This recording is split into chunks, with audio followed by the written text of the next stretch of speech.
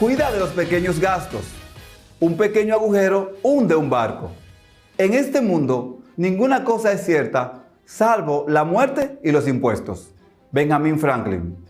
Saludos, apreciados estudiantes. Sean bienvenidos a la clase de Ciencias Sociales. Soy su profesor de sexto de secundaria, Nelson de la Cruz. Una vez más nos encontramos y esto me llena de alegría y entusiasmo porque están ahí, pendientes y listos para continuar en este mundo de experiencia y conocimiento. Espero que se hayan colocado en un lugar apropiado y que estén listos y atentos al desarrollo de la clase de hoy. Por eso es importante que tengan sus útiles escolares a mano. Cuadernos, lápiz y cuadernillo.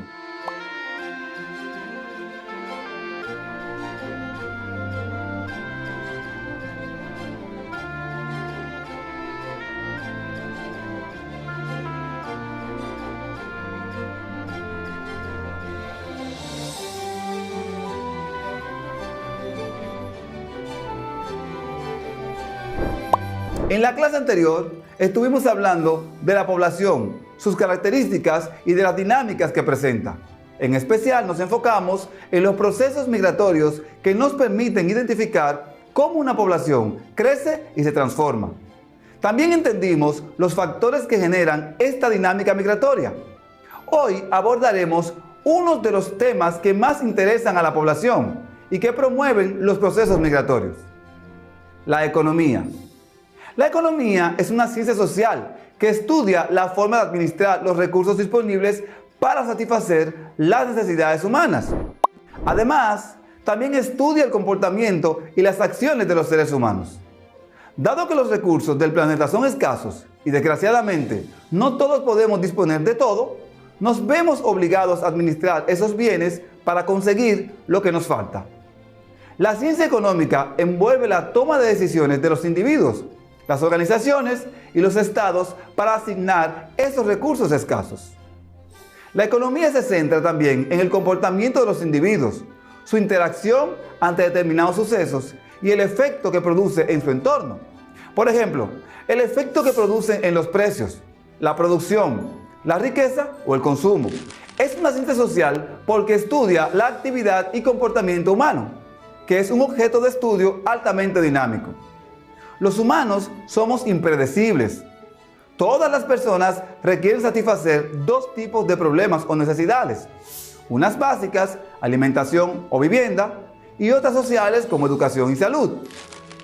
Algunos economistas explican que las necesidades son ilimitadas, es decir, siempre surgen nuevos requerimientos en las personas a medida que la sociedad avanza y se vuelve más compleja. Por ejemplo, un tiempo después de comprar un carro y satisfacer una necesidad de transporte, una persona decide cambiarlo por uno más nuevo, más veloz o más amplio. Los recursos, en cambio, son escasos, pues se encuentran en cantidades limitadas y pueden agotarse, como en el caso de los ingresos de una familia o de lo que dispone un país para su población. Esta relación entre necesidades ilimitadas y recursos escasos da origen al problema económico. Los bienes y servicios son todos los satisfactores que se elaboran en el proceso de producción para cubrir necesidades humanas. Por supuesto, todo proceso productivo tiene como finalidad transformar los insumos y las materias primas para convertirlos en productos que pueden clasificarse como bienes y servicios que son utilizados para cubrir una necesidad. ¿Cómo sabemos si un producto es un bien o un servicio? Para poder determinar si un producto es un bien o un servicio, debemos considerar lo siguiente. Un bien sobre todo tiene consistencia material o tangible, por lo que lo podemos ver y tocar. Podemos apreciar todas sus características y atributos materiales. Por otro lado, pueden ser utilizados o consumidos para cubrir una necesidad. Un lapicero es un bien que utilizas para escribir, mientras que una pizza la consumes para satisfacer el hambre. Asimismo, se pueden transferir de una persona a otra por medio de los procesos de compra y venta. Una empresa que produce llantas se las vende a los usuarios de vehículos. Es decir, los bienes cambian su derecho de propiedad de una persona a otra. Por último, tienen valor en el mercado porque son escasos. La cantidad de bienes producidos son limitados o insuficientes para cubrir las necesidades o los deseos de todas las personas en el mercado. Por otro lado, un servicio. En efecto, el servicio es intangible porque no se transfiere nada tangible. Solo se reciben los beneficios o resultados del servicio. Si colocamos nuestro vehículo en un servicio de parqueo, lo que finalmente podemos obtener es quedar satisfechos porque nuestro vehículo permanece en buenas condiciones o insatisfechos porque no era lo que esperábamos. Además, son inseparables de las personas que lo proporcionan. Sería el caso de una persona que se haga una cirugía plástica. El resultado obtenido dependerá mucho del médico que la practique. Por otra parte, la calidad del servicio depende también del cliente que recibe el servicio, porque cada cliente valora en forma subjetiva el beneficio recibido. Por lo tanto, un servicio que para alguien puede ser deficiente, para otra persona puede ser totalmente satisfactorio. En realidad, los servicios son muy diversos. Significa que si dependen de las personas que los ofrecen y de las personas que los reciben, uno de sus principales rasgos distintivos será la diversidad, debido a que no es posible homogeneizarlos. De cualquier manera, un servicio no se puede almacenar o guardar. Esto implica que un servicio solo se puede ofrecer en el momento mismo que se produce. Un servicio de masaje solo se puede ofrecer en el momento que el masajista le esté dando el servicio al cliente. La actividad económica es el procedimiento que implica la producción e intercambio de bienes y servicios con el fin de satisfacer las necesidades del consumidor y conseguir una renta de ello. En todas las actividades económicas diferenciamos tres etapas que son la producción, la distribución del mismo y el consumo. Estas actividades económicas dependerán de la forma de producir y distribuir los productos y servicios y de la situación que ocupe el Estado en la producción y distribución de las riquezas. En cualquier actividad económica participarán los tres agentes económicos que son la familia, participará en la producción y consumo de bienes y servicios. La empresa se encargará del desarrollo de la producción industrial. El Estado será quien mediará el sector privado, ofrecerá bienes y servicios públicos y generará empleo. ¿Qué es la actividad económica de una empresa? Dependiendo del tipo de actividad que realice la empresa, tendrá que apuntarse a uno u otros. Pero lo principal es que la empresa gane dinero por lo que ofrezca, sean productos, servicios o bienes. La actividad económica está ligada a la creación de algo con el cual ofrecemos valor a la sociedad y obtenemos beneficio por ello. La macroeconomía estudia el funcionamiento global de la economía como conjunto integrado, para así poder explicar la evolución de los agregados económicos. Cuando hablamos de conjunto integrado, nos referimos al estudio de las variables económicas agregadas. De ahí que al final de la definición señalemos como objetivo explicar los agregados económicos. La producción de una empresa sería un valor individual. Sin embargo, el PIB sería un valor agregado. Incluye la producción total del país expresado en su moneda. Entre los ejemplos más destacados de variables macroeconómicas nos encontramos el nivel de precios, el desempleo, la balanza de pagos o el crecimiento económico. ¿Para qué sirve la macroeconomía? La macroeconomía es útil porque nos permite analizar la mejor forma de conseguir los objetivos económicos de un país. La política económica es la herramienta que tienen los gobiernos para alcanzar esos objetivos. Objetivos como, ejemplo, conseguir la estabilidad de los precios, lograr el crecimiento económico, fomentar el empleo y mantener una balanza de pagos sostenible y equilibrada. La macroeconomía estudia la ley de la oferta y la demanda desde un punto de vista agregado, es decir, la oferta agregada de bienes y servicios de un país y la demanda agregada, como el consumo total de ese país. La macroeconomía es una de las ramas en que se divide la teoría económica. La otra es la microeconomía, que analiza el comportamiento económico de las personas, familias y empresas. Los economistas clásicos consideraban que para producir bienes y servicios era necesario utilizar unos recursos o factores productivos: la tierra, el trabajo y el capital. Esta clasificación de factores sigue siendo muy utilizada en la actualidad. Por tierra se entiende no solo la tierra agrícola, sino también la tierra urbanizada, los recursos mineros y los recursos naturales en general. Los recursos naturales pueden ser inagotables si su uso no lo disminuye considerablemente, como el viento, el cual es utilizado para generar energía. Otros son renovables, en la medida en que su explotación se realice de manera razonable, como algunas plantaciones forestales. También existen los recursos naturales no renovables, es decir, aquellos que se agotan en la medida que se utilizan, como los minerales y los bosques nativos. Por capital se entiende el conjunto de recursos producidos por la mano del hombre que se necesitan para fabricar bienes y servicios, las maquinarias o las instalaciones industriales, por ejemplo. Conviene que esto quede claro, ya que la palabra capital se usa muchas veces de forma incorrecta para designar cualquier cantidad grande de dinero. El capital lo podemos dividir en diferentes categorías.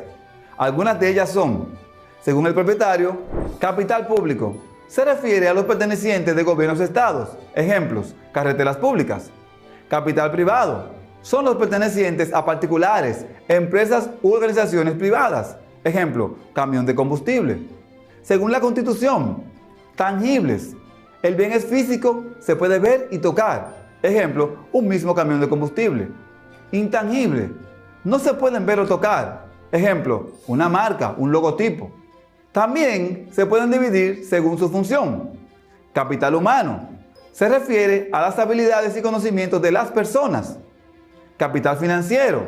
Capacidades económicas de una empresa. Capital social. Aportaciones que los socios hacen a las empresas. Capital de riesgo. La inversión en capital de las empresas privadas. Y capital flotante. Porcentaje accionariado en circulación de una compañía que puede ser adquirido por inversores. El dinero solo será capital cuando vaya a ser utilizado para producir bienes y servicios, en cuyo caso se llamará capital financiero. El dinero que se vaya a utilizar para adquirir bienes de consumo no puede ser llamado capital. Por trabajo se entiende la actividad humana tanto física como intelectual. En realidad, toda actividad productiva realizada por un ser humano requiere siempre de algún esfuerzo físico y de conocimientos previos. El conocimiento, la tecnología y el saber hacer. El conocimiento científico y técnico permite desarrollar innovaciones en la producción de bienes y servicios y mejorarlos para lograr una mayor eficiencia. El desarrollo de la ciencia teórica y aplicada, es decir, la orientada a resolver problemas prácticos, es un factor que multiplica las posibilidades de desarrollo económico. De la misma manera, el conocimiento de procedimientos específicos o competencias, conocido también como saber hacer, contribuye con la eficiencia, pues potencia las funciones desarrolladas por quienes ejercen el trabajo. Como hemos dicho y ya sabemos, las necesidades se satisfacen mediante el consumo de bienes y servicios que previamente hay que fabricar y hacer llegar a los consumidores. Las actividades económicas, por tanto, comprenden todas aquellas relacionadas con la producción, la distribución y el consumo de bienes y servicios. Los protagonistas de las actividades económicas somos todos los ciudadanos, y en cuanto a participantes de la vida económica, se nos denomina agentes económicos. La economía estudia el comportamiento de los agentes económicos, suponiendo que siguen el principio económico de racionalidad. Esto quiere decir que tienen un objetivo claro y toman decisiones que los acerquen a ese objetivo, con la limitación de los recursos que tienen disponibles. Según el papel que juegan en la actividad económica dentro de nuestro sistema, los agentes se agrupan en tres categorías: economías domésticas o familias, empresas y sector público. Esta clasificación se realiza suponiendo una economía cerrada, es decir, sin relaciones con el exterior.